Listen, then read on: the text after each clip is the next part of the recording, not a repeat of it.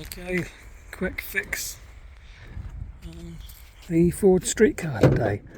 What we're going to be doing is changing the cap on the water bottle. Should take me no more than a couple of minutes. So let's have a little look, see what we can do.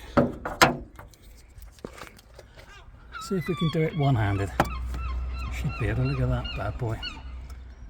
So cheap and nasty. Clips onto there,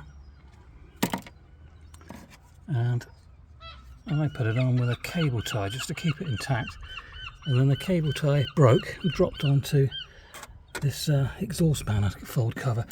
And if you've ever burnt a cable tie, you'll know how bad they stink. Alright, let's see how this goes on one-handed. Okay. On there, round it goes.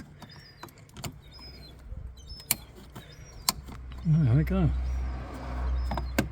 And there we have one washer bottle cap fitted. 1 minute and 20 seconds. Catch you later.